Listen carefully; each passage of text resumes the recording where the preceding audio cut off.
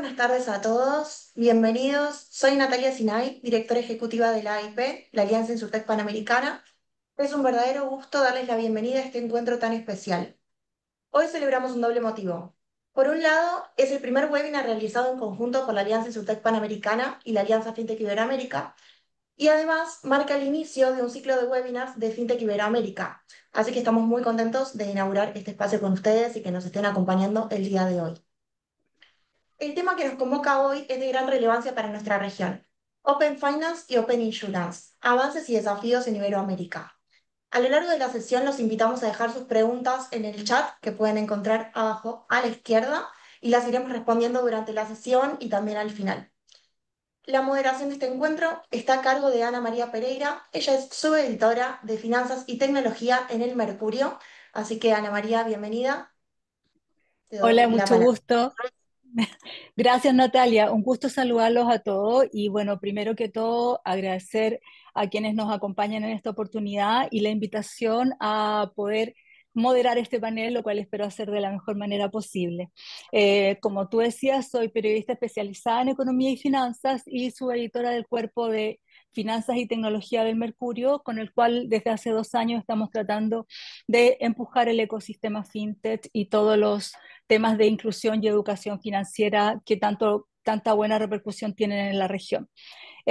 No digo nada más, agradezco la invitación y quiero, como tú decías, nos convoca un tema altamente relevante como es el avance del Open Finance y el Open Insurance en nuestra región. Dos conceptos que no solo están transformando la industria financiera, sino que están abriendo nuevas posibilidades de inclusión, competencia e innovación. Es un honor contar con un panel de altísimo nivel que les voy a presentar. En primer lugar, saludar a Jimena Alemán, co-CEO y cofundadora de Prometeo, empresa líder en infraestructura fintech que conecta a corporaciones globales con instituciones financieras de Latinoamérica y Estados Unidos a través de una única API bancaria cross-border. Bienvenida, Jimena. Un gusto, En Ana segundo María. lugar, igualmente. En segundo lugar, saludar a Hernán Corral, COO y co-founder de Pomelo, empresa líder en tecnología financiera enfocada en la emisión, procesamiento, gestión del negocio de tarjetas en América Latina. Un gusto nuevamente, Hernán. ¿Qué tal, Ana María? Un gusto para todos. Muchas gracias. En tercer lugar tenemos a Rodrigo Alfonso, gerente de Open Finance de Credibanco, institución que está construyendo un hub que habilita a las empresas para implementar el Open Finance en Colombia. Además, Rodrigo es presidente de la Junta Directiva de la Asociación Insurtech de Colombia y cofundador de Secure, una plataforma tecnológica que impulsa la innovación del sector asegurador. Muchas gracias por acompañarnos, Rodrigo. Muchas gracias, Ana María, por la invitación.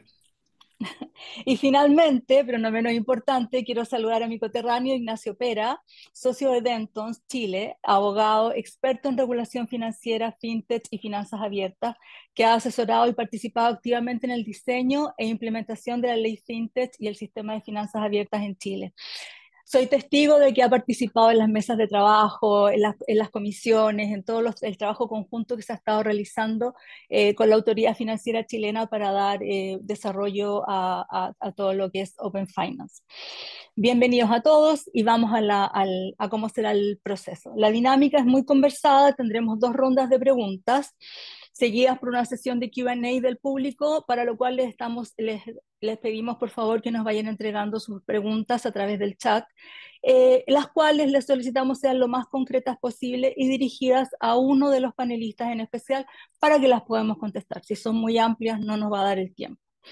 Y vamos con el primer tema. Nuestra primera ronda de preguntas, bueno, es el tema principal del webinar. Un tema que siempre tiene, la pregunta es reiterada, pero siempre va teniendo respuestas diferentes. ¿En qué situación se encuentra el desarrollo del Open Finance y el Open Insurance en nuestra región? ¿Cuáles son los avances y cuáles son los desafíos?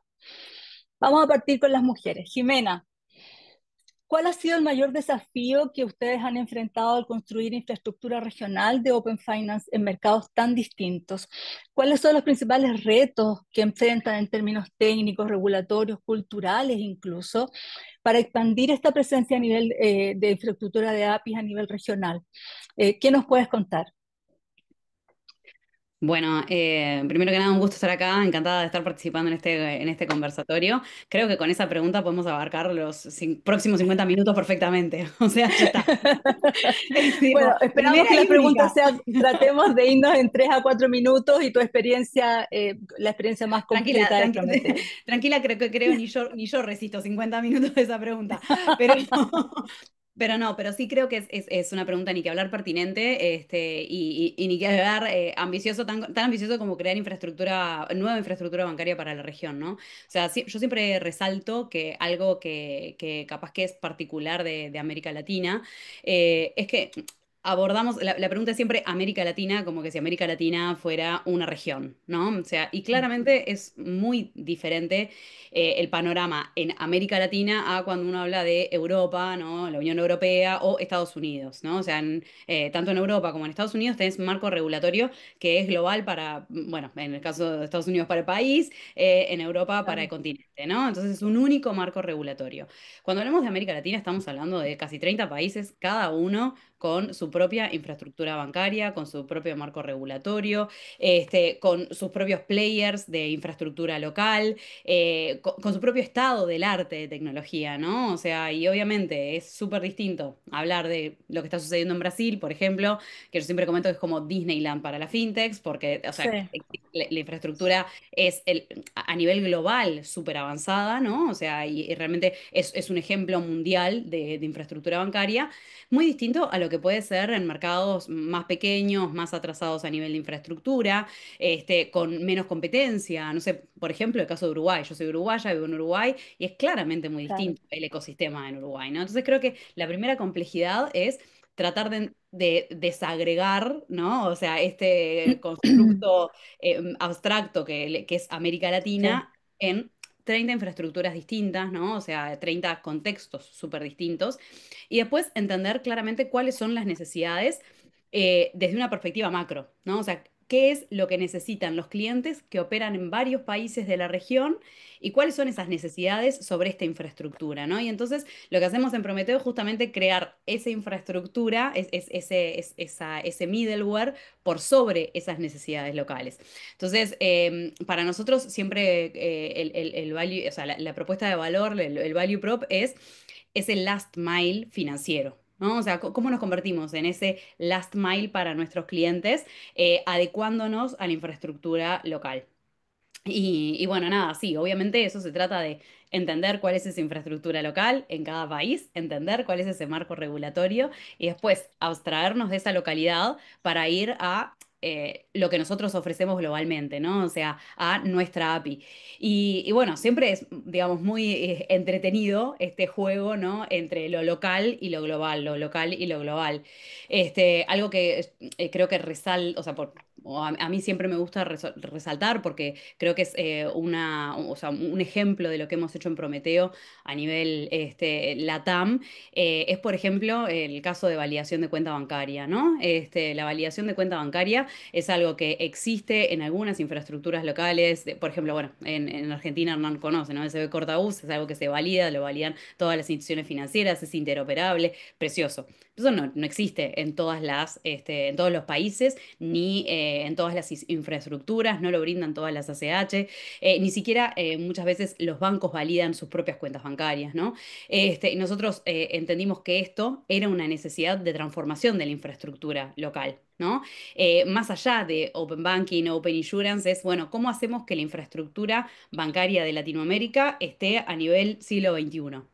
Y bueno, esto fue una necesidad concreta que detectamos, y que pudimos solucionar gracias a esa capacidad de abstracción, ¿no? O sea, de pensar, bueno, ¿cuál es la infraestructura que están necesitando nuestros clientes a nivel global? ¿Cómo es que esa infraestructura la podemos desarrollar en América Latina y cómo es que localmente en cada país podemos adecuarnos tecnológicamente, regulatoriamente a las necesidades concretas de cada país para satisfacer esta necesidad? Entonces, nada, o sea, ese yo diría que es como un poco la triangulación en la que hemos vivido permanentemente, ¿no? O sea, un tema de adecuación al contexto local y entendimiento de las necesidades y de la nueva infraestructura a nivel global. ¿Y cómo dirías tú que está el avance? ¿Ya estamos llegando a una infraestructura más o menos adecuada? No quiero decir compartida, pero que pueda ser equiparable para poder avanzar en este proceso? Cortito, Y para que creo no que se nos vayan los minutos. de vuelta la pregunta es país a país, ¿no? O sea, a nivel de la Mm, TAM, si me preguntás, siento que en el promedio no estamos todavía donde deberíamos estar, ¿no? O sea, creo que ya, sí hay avances, bueno, ya comenté Brasil, creo que en el caso de Argentina, por ejemplo, hay muchas cosas de la infraestructura que funcionan muy bien. Chile ha hecho grandes avances con la regulación de Open Finance. Colombia, creo que en todos lados han aparecido muchos titulares sobre, bueno, obviamente ahora breve, pero y creo que es un capítulo aparte, ¿no? Los rieles de transferencia en tiempo real. Eh, También Open Banking, México, ahí como intentando, ¿no? Y en un sí. camino. Hay mesas regulatorias para Open Banking, por ejemplo, en Perú. Uruguay también ha mostrado como interés en regularlo. Entonces creo que es un consenso que la infraestructura nueva es necesaria, es un consenso que todos los países están yendo o tratando de transitar hacia una mejor infraestructura bancaria. Sí creo que obviamente capaz que los tiempos de la industria no son los tiempos de la innovación y no son los tiempos del mercado y de lo que los usuarios necesitan, ¿no? Pero bueno, sí claramente hay una evolución y creo que hay una voluntad también. Perfecto, un millón de gracias. Hernán, desde tu experiencia en Pomelo, ¿cómo se conecta la infraestructura tecnológica, un poco siguiendo lo que estábamos hablando con Jimena, con una experiencia real de Open Finance para los usuarios? ¿Cuáles son los desafíos que ustedes enfrentan ya al operar en países también con distintas regulaciones, diferentes niveles de madurez, pero también de cara al usuario? No, está bueno el punto porque creo que muchas veces hablamos de Open Finance, digamos, como toda terminología muy técnica, pero también es interesante qué es lo que le llega finalmente al usuario de todos estos avances que estamos teniendo en la industria.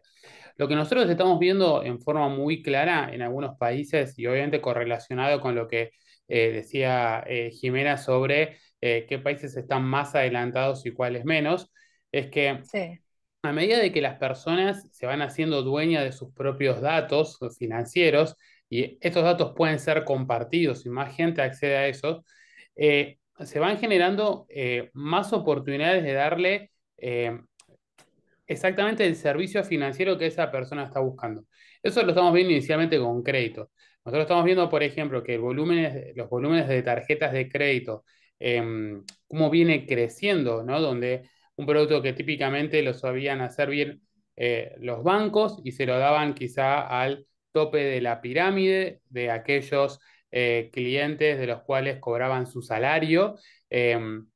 Digamos, y quedaba muy reducido y eso hacía que Mm. los ratios de crédito que tenga la región sean muy bajos comparado con el primer mundo, salvo casos como Chile, pero el resto de la región muy mal, Argentina pésimo, México mal, Brasil también. Bueno, ahora lo que estamos viendo es que uno de los motivos es que cada vez al haber más información, y esa información no solamente ser la de mi salario de un empleado formal, sino empiezo a tener información transaccional, tengo información de todo tipo que puedo nutrir los scoring, que a su vez con las nuevas herramientas, obviamente con inteligencia artificial y con otro montón de herramientas, puedo empezar a entender y a descifrar mejor quiénes son las personas sujetas de crédito y a su vez como el costo de servir un crédito empieza a ser digamos, dramáticamente más bajo de lo que antes era la típica sucursal con un Mm. empleado que escoreaba una cuenta de punta a punta, y ahora eso es automático y tiene costo cero.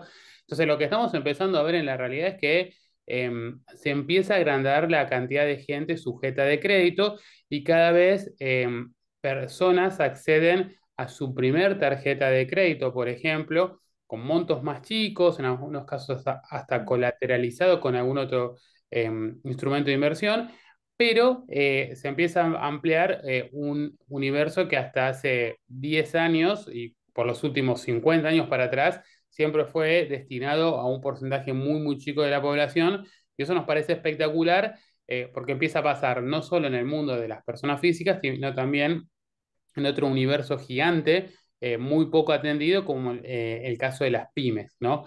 Entonces, yo creo que en el día a día lo que empezamos a ver es eso, es mucha mayor cantidad de gente que gracias a que puede compartir su información, que empieza a digitalizar mucho más todos sus movimientos transaccionales, accede cada vez a ratios mayores de crédito y me parece que es muy positivo para la evolución de cualquier economía. Por supuesto. Voy a pasar a Rodrigo. Me parece súper interesante el tema del usuario, que hoy día en Latinoamérica de todas maneras es fundamental pues, acelerar la desbancarización, digamos. Me voy ahora con el tema de Rodrigo, quiero enfocarlo en otro aspecto. Hay un concepto, Rodrigo, que podría aplicarse bastante bien hoy día a la coexistencia del sistema, en el sistema financiero de la fintech y la banca, comillas, tradicional, y que es la competencia o la coopetición, que es un poco la unión de competencia y colaboración en un mercado que va a seguir evolucionando, donde la tecnología también se incorpora a la banca y finalmente todos van a estar dentro de un mismo sistema. ¿Crees tú que es posible que hoy día se dé esta competencia o competición? ¿Qué es lo que falta? ¿Hay disposición de parte de la banca? Es una muy buena pregunta y creo que Hernán posiblemente tendría una respuesta bien particular porque ellos hacen, digamos, trabajan mucho con la banca tradicional y yo creo que Jimena también podría estar de acuerdo conmigo que yo creo que hoy es lo que se está dando. Digamos que yo creo que esas fintech que venían a cambiar el sistema financiero y a romper todo, creo que lograron sacudir al sistema financiero y darle, digamos, de alguna manera un espacio para que muchas de ellas lograran esa inclusión financiera que se prometían, pero al final lo que también lograron fue que la industria tradicional rompiera muchos paradigmas que se tenían y empezaran a innovar rápidamente, bien sea algunas veces desde el lado de ellos, simplemente por ver lo que los otros estaban haciendo, pero yo sí siento que muchas de las empresas tradicionales de la banca han venido haciendo alianzas y cooperaciones con muchas de las fintechs y precisamente eso ha hecho que se puedan ofrecer hoy unas experiencias de usuario mucho más modernas al usuario final de la mano de lo que muchas fintechs han venido desarrollando y que hoy muchas fintechs le prestan el servicio a la banca para acelerar precisamente sus procesos de innovación. Al fin y al cabo, yo creo que este tema de Open Finance, si uno lo mira desde el usuario, como preguntabas en la pregunta anterior, lo que permite es que el usuario tenga control sobre su información financiera. Eso es básicamente lo que es Open Finance, es devolverle al usuario financiero el control y la propiedad de sus datos financieros y que yo pueda decidir con quién los comparto o con quién no. Open Finance lo único que establece son las reglas bajo las cuales se puede hacer el intercambio de la información. En eso, ¿qué va a pasar? Es precisamente el mayor beneficiado, pues van a ser los diferentes usuarios que estén en el sistema financiero porque van a poder recibir mejores productos, productos más personalizados, productos más contextualizados y muchas veces se va a dar precisamente de esa colaboración entre las dos puntas. El proveedor de datos, que son esas entidades financieras que hoy tienen información de mis cuentas, de mis tarjetas de crédito, de mis créditos y demás, con una fintech o con una entidad de otra industria que utilizando esa información me va a poder proveer a mí como titular de una cuenta un servicio diferente o inclusive mejorarme el servicio que me está dando esa otra empresa. Entonces, ahí va a haber una competencia claramente porque pues va a ser transparente muchas cosas que yo tenga, ¿cierto? Pero también va a permitir penetrar mucho más a clientes o incluir a clientes que tradicionalmente no se tenían en el mercado.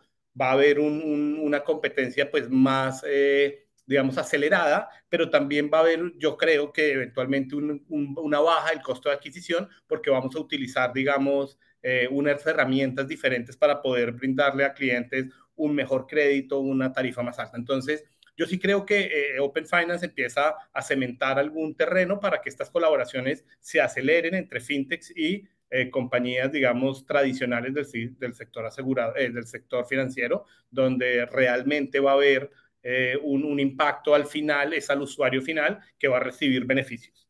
Mejores tarifas, mayores cupos en sus tarjetas, entonces creo que sí va a haber una oportunidad ahí y Open Finance digamos que es el camino para que esto se dé. Fantástico. Quiero pasar ahora con Ignacio para que un poco nos cuente algo que también esbozaba Jimena y Hernán respecto a los marcos regulatorios que hoy día existen en la región. Obviamente, como decía Jimena, no somos no somos un puro país o un puro grupo, somos países diferentes y hay marcos distintos, partiendo de Brasil, que está en el top. Ignacio, ¿qué países crees tú que están avanzando más rápido y qué modelos internacionales también podríamos mirar dentro y fuera de Latinoamérica? Súper. Yo creo que Jimena lo dijo muy bien cuando describió el problema de Sí. que tenemos todas estas infraestructuras distintas, ¿cierto? Porque es verdad que los países de Latinoamérica están en pies muy distintos desde una perspectiva de mercado y infraestructura. Pero sí es verdad que pareciera que hay un movimiento regulatorio, ¿cierto? Donde Open Finance es una preocupación de los reguladores, y ahí me tomo un poco lo que dijo Rodrigo respecto a entregarle a los usuarios el valor de sus datos. Eso desde una perspectiva de la política pública es algo que está pegando mucho en la región. Mm. De hecho, cuando uno revisa el mensaje de la ley FinTech de Chile, de por qué se está creando un sistema de finanzas abiertas, es justamente para derribar la simetría de información que hay, ¿cierto?, en el sistema financiero, y eso es justamente entregarle a los usuarios el poder de sus datos para poder tomar sus mejores decisiones y ver a quién se los entregan, y quién les puede prestar un mejor servicio con esos datos que ellos han acumulado durante el tiempo. Y ahí en la región tenemos distintos ejemplos. Yo creo que vimos como México partió, después se quedó un poquito en Mm. el camino. Brasil, que avanzó muy rápido, le sumó al Open Finance Peaks, y tiene millones y millones de usuarios. Ellos Mm. tenían un problema muy grande de infraestructura, ¿cierto? Los pagos no se realizaban de manera muy eficiente, entonces como que el producto, la necesidad y la regulación llegaron en un momento preciso, y tuvo Mm. una adopción enorme. Después Chile, nosotros estamos hoy día en un proceso de regulación. Vamos ya sacando recién la norma en consulta, la norma técnica. Ahí lo interesante del proceso chileno es que, tomando lo que decía Jimena, viendo todas estas infraestructuras distintas, se está haciendo un esfuerzo muy grande porque los estándares sean los mejores estándares que están, ¿cierto?, globales, sin hacerle tantos cambios locales. A pesar de las diferencias de infraestructura que podemos tener, se está intentando dejarlos casi limpios, que es algo distinto a lo que en Brasil se le tuvieron que hacer muchos cambios a muchos de los estándares para poder hacerlos acoplados a su infraestructura. En Chile se trataron de mantener lo más liviano posible el sistema con los estándares y seguir los estándares globales, y ellos, con la esperanza de que ojalá eso sea algo que se replique. En Colombia están recién también sacando sus estándares, y esperamos que sigan esa misma idea. Uruguay hace poquito, el año pasado, ya empezó a hablar también de Open Finance. Yo hablaba con gente de Uruguay, me dice que claro, es difícil el mercado uruguayo, ahí Jimena va a tener más información, pero que le parece que el regulador es como más reacio a la innovación. Que eso es un tema súper interesante también, que Sí. habría que verlo país a país, porque no todos los reguladores de la región tienen dentro de su mandato innovar. Eh, el chileno lo tiene, Mm. pues, de la última modificación que se le hizo al regulador. Entonces, por eso que está también empujando esto. Yo diría que ese es como lo que estamos viendo en la región. Centroamérica también es un nicho que se ve súper interesante, o también están empezando las discusiones respecto a Open Finance. Y los estándares internacionales, por lo menos de una perspectiva jurisdiccional, UK siempre es como el paradigma, ¿cierto? Porque fueron los Sí. primeros en hacerlo desde una perspectiva regulatoria, con un incentivo un poquito distinto a lo que estamos viendo en Latinoamérica. Allá el incentivo era más bien como castigar, y propender a mayor competencia. Y aquí en Latinoamérica creo que se está yendo más por el lado de generar una mejor banca, una mejor fintech, mejor servicio, y potenciar los servicios financieros a favor de las personas. Creo que esa es la política pública, va por ese lado en Latinoamérica, más que por castigar a un sector u otro. Eh, Australia también es un bonito ejemplo, al menos desde la perspectiva jurisdiccional, no sé si tanto en los resultados de mercado. Eh, y eso, y Brasil para la región siempre ha sido un ejemplo porque fueron los que avanzaron más rápido. Pero eso diría que es como el contexto regional que tenemos hoy día. Perfecto. Hay tanta pregunta que surge después de cada uno de ustedes, pero tenemos que seguir en función del tiempo, así que vamos a la segunda ronda. Eh, Jimena, quiero irme a un tema totalmente distinto, pero plenamente vigente. ¿Cómo ves hoy día el desarrollo de la inteligencia artificial y los desafíos que presenta esta vertiginosa evolución combinada con el desarrollo y la innovación permanente del ecosistema fintech y también dentro de un esquema regulatorio en formación? que también de alguna manera tiene que tomar cuenta de todo esto.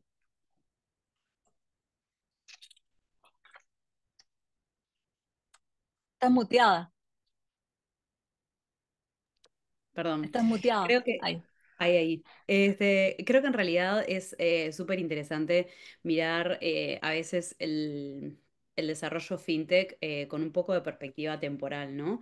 Y un poco en esto de, que mencionaba Ignacio, no, que mencionaba Rodrigo, ¿no? Sobre cómo se había, el inicio de como esta confrontación que existía banca fintech, ¿no? Cómo eso de alguna forma ha ido transicionando. Y creo que es un poco el entendimiento de fintech y qué es lo que hace fintech, ¿no? O sea, hoy por hoy podemos hablar de fintech con una granularidad que capaz que hace 10 años no se podía hablar, Mm, ¿no? Y yo siempre comento como que han habido olas de evolución en fintech. Y la primera ola fue una ola de créditos, o sea, fue lo primero que se desarrolló en Latinoamérica. El tema de crédito, que ahí fue que se generó como un poco más digamos, de enfrentamiento con la banca tradicional, ¿no? Obviamente era el mercado, o sea, el mismo mercado. Pero a medida que se fueron encontrando nuevas vertientes, se empezaron a desarrollar nuevas verticales, ¿no? O sea, en segundo todo lo que fue desarrollo de pagos. Creo que la tercera ola es la de infraestructura, ¿no? Que es la que estamos viendo ahora. Y es una ola, obviamente, B2B. Y es una ola donde quienes participamos somos proveedores de los bancos. Lo que queremos es habilitar, o sea, en inglés llamamos enablers, ¿no? O sea, somos habilitadores del banco para que el banco genere, o sea, mejores funcionalidades. Y por eso somos socios con el banco, ¿no? Socios en el desarrollo de mejores funcionalidades para el usuario. Ahora, cuando pensamos en una cuarta ola de infraestructura, una cuarta ola fintech, y claramente o sea, hay una disrupción de inteligencia artificial que atraviesa a fintech como atraviesa al resto de los sectores y de las industrias, ¿no? O sea, pero que en nuestro caso es pensar quiénes van a interactuar con las instituciones financieras. Y quienes van a interactuar en el corto plazo con las instituciones financieras ya no son usuarios. O sea, o por lo menos no son mm, usuarios personas, son agentes, ¿no? Entonces, creo que es muy interesante pensar cómo los bancos se están preparando para ese tipo de interacción. Y entonces cuando vemos lo que hablaba Ignacio recién, ¿no? El desarrollo de la infraestructura de Latinoamérica y cómo Latinoamérica ha evolucionado en este plazo, y yo comento, todavía no estamos donde deberíamos estar. También hay un time to market, ¿no? O sea, creo que sí. esta banca agéntica, ¿no? O sea, la inteligencia artificial apuntalada hacia la banca es un llamado a la acción, ¿no? O sea, hoy por hoy América Latina no está preparada para que los agentes interactúen con los bancos. ¿Cómo vamos a hacer para que los usuarios financieros latinoamericanos puedan acceder a servicios financieros inteligentes? Esa es la pregunta, ¿no? O sea, entonces creo que hay una ola a la que América Latina no se subió del todo y el mundo ya está en la próxima, ¿no? Entonces creo que sí realmente hay un imperativo que es, bueno, ¿cómo ponemos un por dos, por tres en velocidad para que esto suceda? Porque esto tiene que suceder porque el mercado ya cambió de nuevo, ¿no? O sea, y la verdad es que estas evoluciones, ¿no? O sea, o sea, ya han habido tres olas fintech y estamos en una cuarta y cada vez son más breves, ¿no? O sea, y la verdad es Mm, que hay algo que a mí siempre me gustó del concepto de infraestructura, ¿no? O sea, cuando... y la vez pasada lo compartía con el equipo. Cuando nosotros empezamos a hablar en 2018 de Open Banking, ¿tá? En América Latina, éramos pioneros y hablábamos con las instituciones financieras y nos preguntaban casos de uso, ¿no? O sea, y en ese momento el caso de uso por claro. antonomasia era agregación de saldos y movimientos y capaz que scoring crediticio, ¿no? Y eran como las únicas cosas en las que uno podía pensar concretas, ¿no? Porque esto se estaba descubriendo, lo estábamos armando, o sea, sobre la marcha. Pero algo que yo siempre comentaba era, estos son los casos de uso de ahora, pero esto es infraestructura, no sabemos qué va a Mm, pasar arriba de esto. Lo que sabemos es que esta es la base, o sea, estos son los cimientos, esta es la carretera. O sea, y siempre ponía un ejemplo, cuando los romanos hicieron los primeros caminos por Europa, no estaban pensando en la infraestructura de Sara, o sea, no estaban pensando en los camiones, no sabían, no tenían idea. Y eso nos pasa a nosotros, nos pasaba a nosotros en 2018, no teníamos idea. Ahora, parados acá en 2025, podemos decir, bueno, pero pará, ya hay otra cosa que necesita marchar sobre esta infraestructura. Y eso es la banca agéntica, o sea, esos son los agentes. Ya tenemos nuevos casos de uso. Yo creo que nadie puede dudar que esto va a seguir evolucionando. Y entonces la infraestructura API tiene que estar. Y esa infraestructura tiene que estar, digamos, establecida, tiene que estar desarrollada. Y eso es necesario no solo porque el mercado lo necesita, no solo porque hay empresas latinoamericanas que lo ofrezcan, sino porque va a ser una necesidad de los usuarios. Y si no, vamos a quedar rezagados. Ta. Una gran advertencia. Primero les quiero recordar a todos que pueden enviar preguntas para que puedan ser respondidas en el tercer bloque. Les pedimos que sean lo más concretas y dirigidas a algún panelista en particular. Lo pueden hacer a través de la sección de preguntas y respuestas que está también abajo en la barra de abajo del Zoom. Así que para que podamos seguir interactuando más adelante. Rodrigo, quería ir un poco también al tema de las API, pero en un contexto un poco global. Me salté, perdón, iba con Hernán primero, mil disculpas. Hernán, eh, ¿cuál sería la principal ventaja de operar y acceder a datos a través de APIs abiertas? ¿Es posible hacerlo en la región en este minuto? Seguimos con las APIs de todas maneras. Sí, yo un poco lo que veo, o sea, coincido mucho con lo que decía Jimena. Nosotros el universo que vemos que se viene, después esto hay que ver con qué profundidad y con qué rapidez, ¿no? Pero un poco la forma del comercio del futuro es que yo le voy a decir a un agente, por favor, comprar el regalo de mi hijo, ¿no? Y digamos, yendo, obviamente eso se va a ir construyendo en partes, pero ya debería saber cuando hablo de mi hijo, de quién estoy hablando, de qué le gusta. eh, entonces va a definir en dónde puedo comprar eso al mejor precio. Eso disrumpe mucho el comercio electrónico. O sea, hoy quizá, por ejemplo, lo que vemos de la pelea que fue en su momento tener mejor marketplace o mejor página web, después tener la app que pudiste descargar en el celular, eso quizá pierde valor porque esa usabilidad que yo veo y encuentro fácil ya deja de tener tanto valor y pasa a tener mucho valor, tener toda la información bien estructurada, como decía Jimena. Eh, y eso pasa al siguiente paso, que es con qué lo pago, ¿está bien? Y en el con qué lo pago, el agente va a elegir la mejor condición para realizar esa compra. Entonces ahí lo que empieza a suceder es que se disrumpe mucho también el modelo, o sea, lo que hablaba también Jimena de la banca agéntica es, eh, yo ya no tengo que tener presente las 200 promociones, descuentos, donde, sino eso va a ser automatizado y va a elegir ese mejor en medio de pago, ¿está bien? Y eso lo que genera, ¿está bien? Es una, digamos, competencia brutal, mucho más enfocada a lo mismo, quizás no tanto en la usabilidad, porque es probable que en el futuro yo entre menos a mi aplicación, entre menos a mi home banking, entre menos, o sea, mucho menos a sacar una tarjeta plástica, sino que yo le voy a dar instrucciones a un bot, ¿está bien? Que va a resolver por atrás. Y también así puede ser que yo tenga las ofertas mucho más adecuadas a lo que yo necesito.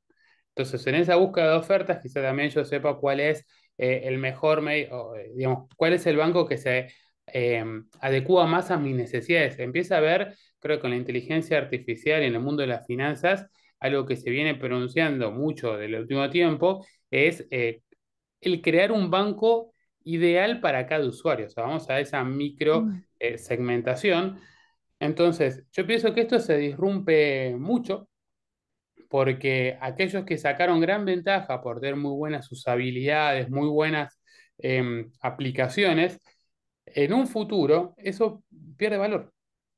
O sea, quizás eso pasa a valer cero y empieza a tener Claro. mucho más de cómo se estructura la información. Entonces, el tema de quién tenga mejor las APIs estructuradas, la información más abierta, más amigable para que lo lea otra API, ¿no? Yo pienso que van a ser los grandes ganadores del futuro. Entonces,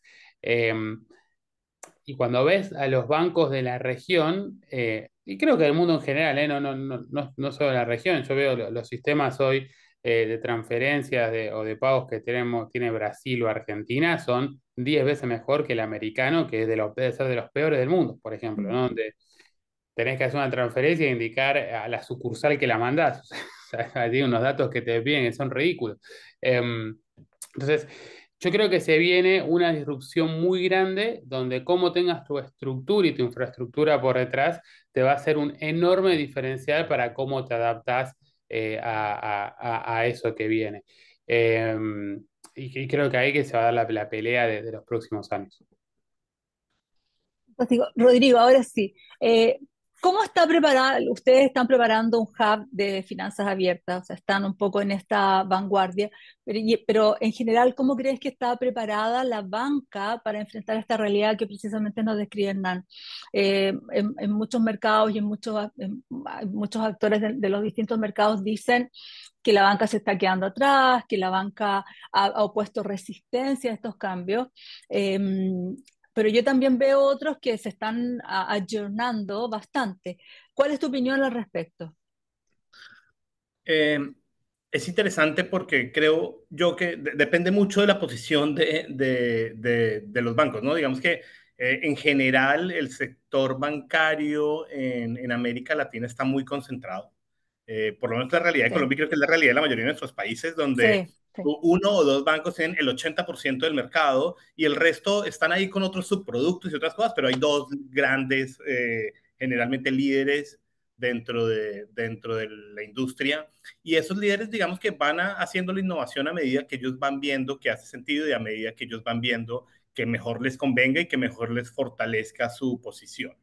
Ahora bien, digamos que el tema ya de cómo está la banca para afrontar el Open Finance, pues depende. Yo creo que esos grandes jugadores tienen la capacidad, tienen los recursos, tienen el conocimiento para desarrollar todo lo que se necesitan, pero hay un Tier 2, digamos, de banca que está viendo oportunidad de pronto de llegar a nuevos nichos, de hacer cosas que todavía está pensando, digamos, en empezar a digitalizar, ya tiene algunas cosas, algunos procesos, algunos stack tecnológicos que más o menos pueden hacer, y hay otro Tier 3 que claramente todavía está en Excel y están viendo cómo esto pues se les está yendo cada vez más lejos la innovación y cada vez están quedando muy más rezagados. Yo siempre he dicho que, digamos que hay tres pilares importantes en estos temas de Open Finance. El primero tiene que ver con la regulación, aunque la regulación no debería ser el motivador por el cual la banca quiere innovar, ¿cierto? Creo que si la regulación empuja, digamos, en Brasil, en Chile, en Colombia, lo que se está trabajando es una obligatoriedad para que las entidades financieras sí, estén obligadas a compartir la información bajo unos estándares que es APIs, con unas características en temas de seguridad, en temas de mensajería que cumplan con esa cuidar al consumidor financiero. Entonces, si la regulación empuja hacia esa innovación, pues la banca se va a mover mucho más rápido porque están obligados a. Ahora bien, la banca puede tomar dos posiciones. Yo cumplo con lo que me están obligando regulatoriamente y pues simplemente hago eso, o yo cómo aprovecho y empiezo a desarrollar nuevos modelos de negocio basado en esto que me están obligando a hacer. Entonces ahí viene, como hablaba Jimena, casos de uso nuevos, pero se viene también un nuevo modelo de negocio que tiene que ver con monetización de APIs, exposición de APIs premium, banking as a service desde los bancos propios. O sea, se les abre también una caja de herramientas nueva que tienen que empezar a trabajar. Y ahí va el tercer pilar. Entonces, el primero, regulación, el segundo, capacidad tecnológica, y el tercero tiene que ver con conocimiento. Yo cómo empiezo a generar conocimiento interno dentro de mis empleados, dentro de mis colaboradores, bien sea para que ellos rápidamente identifiquen fintechs con las que yo pueda hacer alianzas para poder tener un go-to-market más rápido, o yo como internamente empiezo a desarrollar nuevas fuentes de monetización, que no sean obviamente las obvias, que era lo que un poco hablaba Jimena, lo que ya se viene hablando, agregación de cuentas, iniciación de pagos, sino que podamos ver eso cómo impacta más allá. Me gustó mucho el ejemplo de Jimena de uno no sabe cuando está creando infraestructura para qué después va a ser usada la infraestructura. Uno simplemente crea una infraestructura con unas capacidades técnicas, que uno cree que soportan cosas, pero pues al final uno espera que los bancos, las entidades financieras, las fintech, que son las que van a utilizar esa infraestructura para habilitarse en Open Finance, pues tengan diferentes estrategias, tengan diferentes necesidades para sus clientes, una visión diferente que le va a permitir crear un caso de uso particular y puntual, dependiendo, digamos, de cada una de las necesidades que se tengan. Entonces, yo sí creo que la banca hoy, aunque ve que esto se viene porque la regulación los está empujando, sí todavía están rezagados. Hay un Tier 1 de bancos que sí, ya hoy podrían participar en Open Finance, pero hay un Tier 2 y un Tier 3 que posiblemente van a necesitar ayuda, y por eso es que nosotros, digamos, desde Banco creamos este hub que le permite a las entidades, tanto vigiladas como no vigiladas, habilitarse muy rápidamente con todos los componentes tecnológicos que se requieren para que puedan salir muy rápidamente, no solamente a tener ese cumplimiento regulatorio, sino a desarrollar casos de uso que les permitan más fácil tener esa adopción de monetización o de ver resultados de alguna manera en experiencias de usuario basados en Open Finance. Perfecto. Ignacio, ¿qué desafíos jurídicos plantea este intercambio de datos financieros y seguros entre las entidades, entre las distintas entidades bancarias, financieras, fintech? ¿Y cuál es el equilibrio deseable entre protección del consumidor, espacio para la libre competencia e incentivo a la innovación? Poco Sí, siguiendo todo lo anterior que estábamos hablando. sí, vean, vamos a separarlo en dos temas. Creo que voy a dejar lo de inteligencia artificial al final. Primero todo el tema de protección de datos, protección al consumidor, potencial la innovación. Creo que justamente cuando se habla de Open Finance, Open Banking, lo que se busca es eso. Quizá el nombre es malo, porque cuando digo Open, claro, datos abiertos, están abiertos y como se confunde como si los datos estuvieran abiertos para todo el mundo y que cualquiera los pudiera leer. Entonces, y es justamente lo contrario. O sea, estamos armando un sistema donde los datos van a depender de que el usuario dé su consentimiento para una persona en particular y para un caso de uso en particular. Entonces, lo que se busca es justamente esa protección. Entonces, más que ser un desafío la protección a los datos personales o al consumidor, yo creo que justamente lo que está tratando de empujar este tipo de iniciativas es esa. Porque lo contrario sería que los datos estuvieran esparcidos y que yo como usuario ni siquiera supiera dónde están ni quién los está ocupando.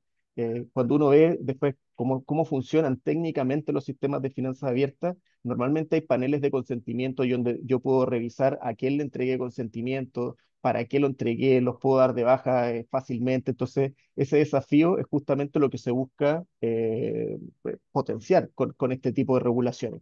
Entonces, creo que van súper de la mano.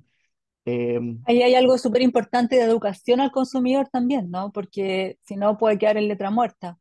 Total, total. Yo creo que los consumidores, y esto es opinión personal, no necesitan saber cómo funciona Open Finance, pero sí tienen que No, saber qué son los beneficios que le traen.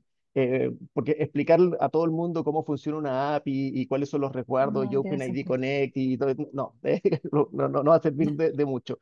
Pero sí cuáles son los beneficios y por qué están los resguardos y cómo pueden gestionar sus propios consentimientos dentro de los sistemas. Eso es una educación financiera que es súper útil. Em, y el otro tema, el de la inteligencia artificial, ahí creo que ese es como el gran desafío que tenemos en Latinoamérica como política pública. El ejemplo que puso Hernández, compra el regalo para mi hijo, es brutal, porque no es quiero saber qué le tengo que comprar a un niño de 6 años que le gusta el fútbol. No, es directamente cómpralo y haz la compra. Y eso, en general, desde una perspectiva de un legislador, un regulador, es bien complejo de asimilar y de permitir. Y por eso, no sé, yo por lo menos acá en Chile hemos visto una ola de potenciales regulaciones de la inteligencia artificial que son bastante complejas, que en realidad son casi penales, son meramente punitivas, como que casi que la inteligencia artificial no se puede ocupar. Eh, y eso siguiendo un poquito los ejemplos que vienen quizás de Europa en cómo se está regulando esto.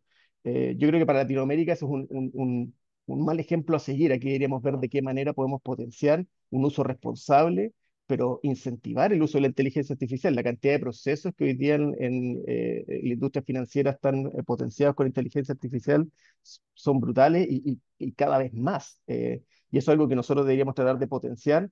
Así como estamos potenciando, ¿cierto?, el sistema de finanzas abiertas, protegiendo al consumidor, protegiéndolo al consumidor, la inteligencia artificial debería ir por ese mismo lado. Si la vemos simplemente como una herramienta donde se pueden vulnerar los derechos de las personas, eh, creo que nos vamos a quedar atrás como región.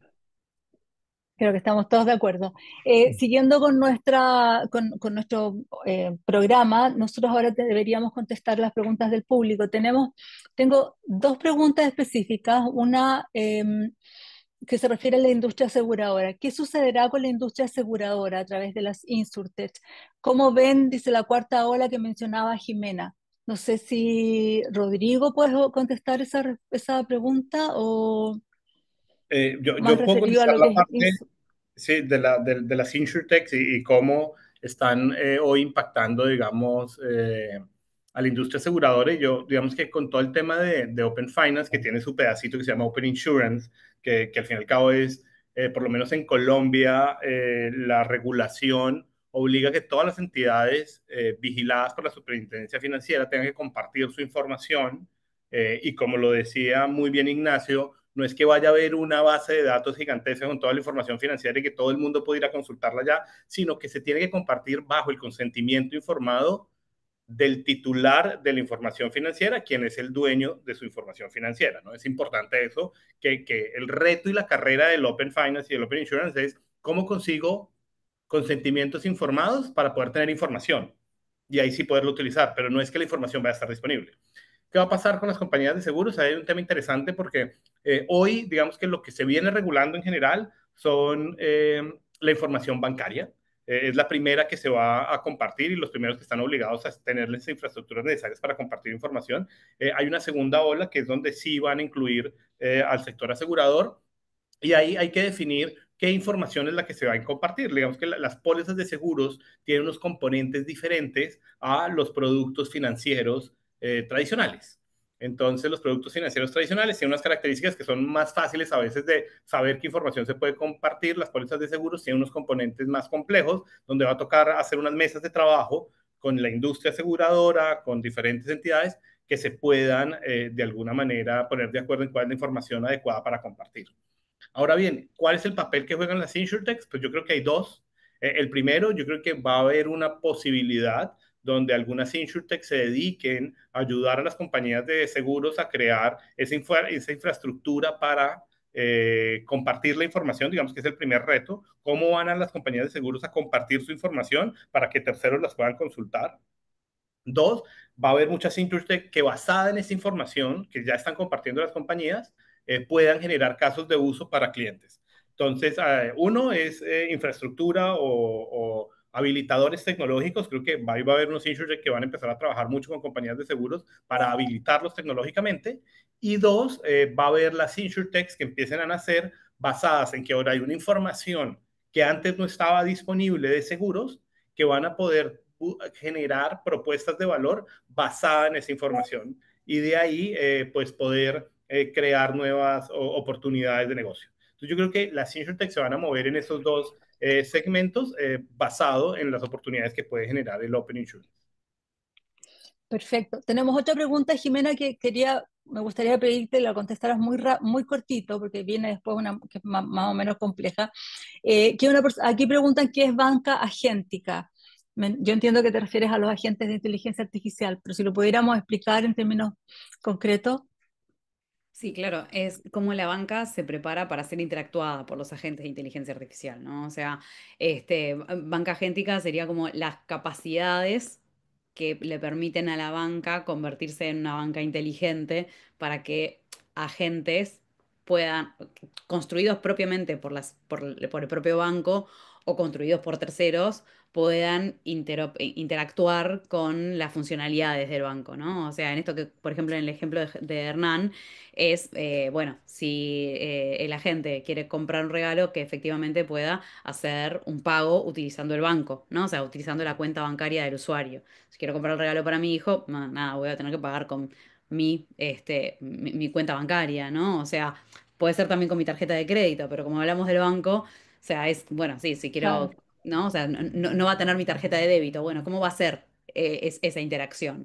Entre otras cosas, ¿no? O sea, puede ser un asistente que me quiera, yo quiero invertir, bueno, que me proponga cómo invierto, pero en sí es las capacidades que tiene que generar la banca para poder interactuar con agentes.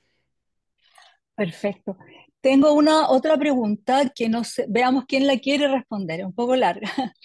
¿Cuál es su visión respecto al uso de blockchain para pagos cross-border? ¿Consideran que podría superar a los rieles tradicionales en eficiencia y adopción? Además, ¿ven la reciente aprobación de la Genius Act como un avance significativo en la regulación y adopción de stablecoins a nivel global o regional? O sea, lo del cross-border, no sé si Jimena o Hernán No puedo pueden... tomar. A ver, yo creo que el mundo de blockchain y de cripto, con los stablecoins por detrás, creo que si hay un caso que resuelve súper bien y es muy superador a lo que existe en la transaccionalidad tradicional, es todo el tema de cross-border. La verdad que hoy em, enviar, a ver, cosas simples como el otro día, por un ejemplo súper sencillo, el otro día nosotros somos una compañía que opera en varios países y nació eh, la hija de un chico en Brasil y estamos juntando plata para comprar un regalo. La verdad que si no existiese cripto, ¿cómo transfiere? Creo que eran 30 40 dólares, o sea, no era, eh, no se me hubiese ocurrido, o sea, es un dolor de cabeza tremendo tener que hacer esa tan sencilla operación como mandar 40 dólares a Brasil. Y a través de blockchain, o sea, a través de una cripto, fueron 3 clics. Entonces, claramente el sistema de transferencias cross-border a nivel mundial es un dolor y claramente se mueven miles de millones de dólares y creo que cripto los resuelve de una forma tremendamente superadora. Y yo creo que es muy grande como cada vez más porcentaje de ese universo de volumen que se mueve entre países se lo va comiendo el mundo cripto y creo que de no pasar algo que no veo como una solución posible por los medios tradicionales, va en un futuro cercano un enorme volumen y a medida que, y te lo conecto con lo otro que preguntas de la Genius Act, yo pienso que todos los bancos centrales a los cuales quizás si hablabas hace 5 años atrás de cripto, te decían, no, imposible, ¿qué es eso? No quiero saber nada. Mm. Creo que ahora se van amigando y entendiendo, ¿está bien? Más este tipo de tecnologías nuevas. Es normal, digamos, todo esto al principio puede causar temor, a veces se utilizan estas herramientas para fines, como toda tecnología, puede tener un uso bueno y un uso malo, pero creo que se va generando educación, ciertas regulaciones las van acomodando. Y naturalmente, digamos, estos avances de que los reguladores empiezan a aceptar y le empieza a dar un marco normativo, habilita que se puedan hacer nuevos negocios con esto, con la seguridad de que no va a venir mañana alguien y te va a decir esto no se puede hacer. Está bien que hasta ahora un poco hay de eso, mucho está Claro. escrito sobre los grises, entonces yo creo que vamos a un mundo donde va a ser un riel más y en el cual, como decía, en el caso de cross-border, todo eso, me parece que lo resuelve de la mejor manera. Entonces, creo que es natural que ese sea un crecimiento que arrancó y no creo que vaya a parar en el corto plazo. Bueno, lo hemos visto con las cripto en general y con el Bitcoin en los últimos meses. Quedan un montón de preguntas, me encantaría hacerle muchas contrapreguntas, me quedan temas para escribir, pero se nos acaba el tiempo y les queríamos dar un minuto a cada uno para una reflexión final. Eh, a libre elección, partimos con Jimena, como siempre las mujeres primero, y para poder terminar con nuestro encuentro. Estás muteada.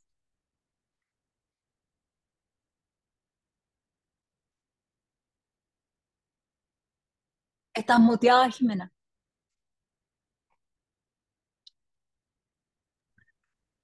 Si quieres, creo que Sí, parece que voy a seguimos responder con... yo. Si tiene un Sí, problema técnico, voy a responder yo. sí, tiene Eh, algo, partamos. yo les diría que las finanzas abiertas, el Open Finance, al final no es un fin. Creo que muchas entidades hoy lo están viendo si el Open Finance o el Open Insurance al final fuera un fin para que las entidades tienen que cumplir.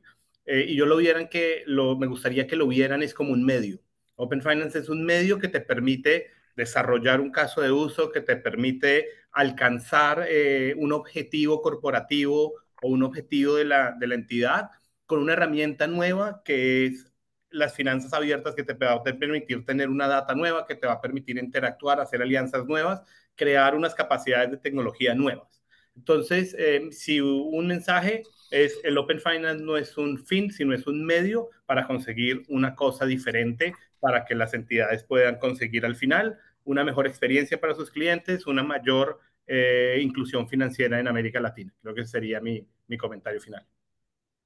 Millón de gracias. Hernán, Bueno, yo por mi parte coincido mucho con lo que dice Rodrigo. Creo que todo lo que sea Open, Finance, InsurTech y todo este cúmulo de cosas que van haciendo, yo creo que lo que terminan de generar es, al fin de cuentas, una estructuración de la información. ¿Está que hablan de cómo tiene que estar estructurada la información? Cuando uno logra tener una estructura de una información de todo un sistema, no es que el banco A se maneja de una forma y el banco B de otra y no se pueden hablar, entonces se empieza a poder hablar desde cómo hacer una transferencia más fácil, cómo circula la información, etcétera. Creo que eso, cuando se le agregan estas nuevas tecnologías como inteligencia artificial, crean la capacidad de una explotación de esos datos que creo que todavía no somos capaces de entender el grado de exponencialidad que tiene eso. Entonces, eh, como decía Jimena, las olas de innovación cada vez son más cortitas. Yo creo que esta es muy corta y muy alta y claramente todavía nadie sabe o comprende bien dónde va a terminar esto porque puede ser una revolución muy, muy grande y creo que hay que estar como muy abierto y muy open mind, hablando de open finance, open insurtech, open mind, para poder entender esto de cómo se va a mover en los próximos años.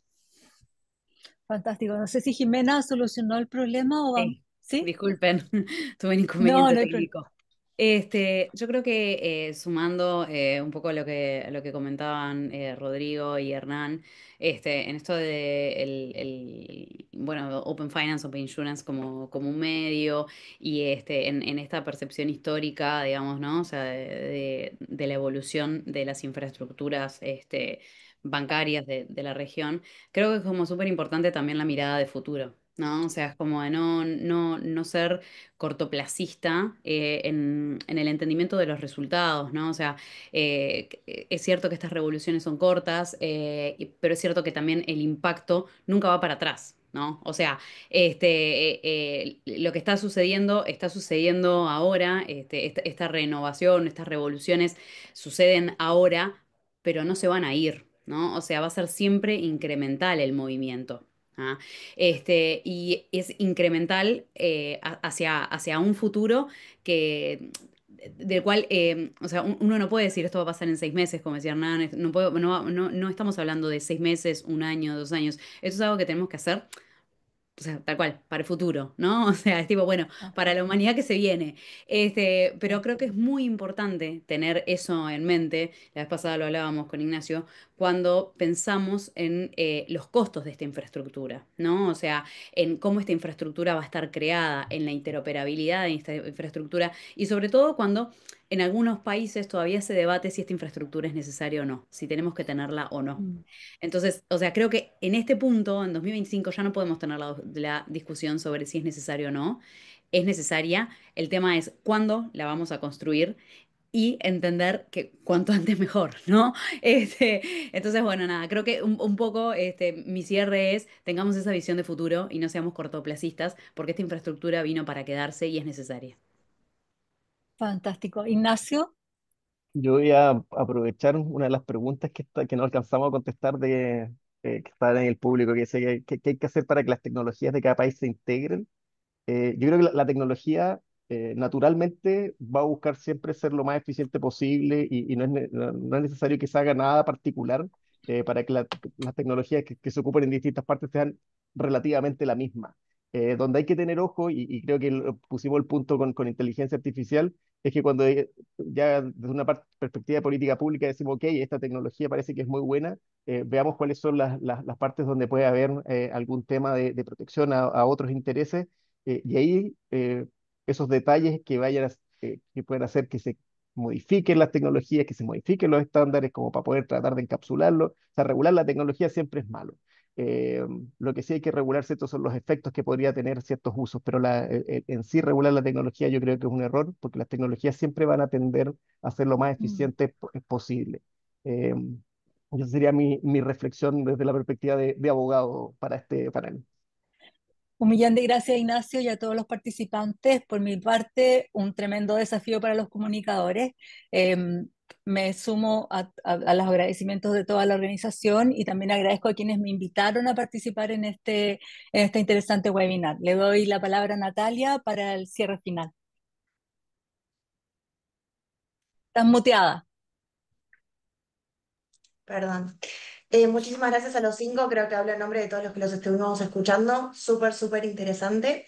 Quedaron algunas preguntas sin responder, los invitamos a acercarse a nuestros LinkedIn, tanto de la IP como de FinTech Iberoamérica, y les haremos llegar las preguntas a los panelistas. También los invitamos a seguirnos en las redes para estar al tanto de todas las novedades y distintos espacios como este que estamos habilitando. Y nos encontramos en el próximo FIA Webinars. Chao, chao.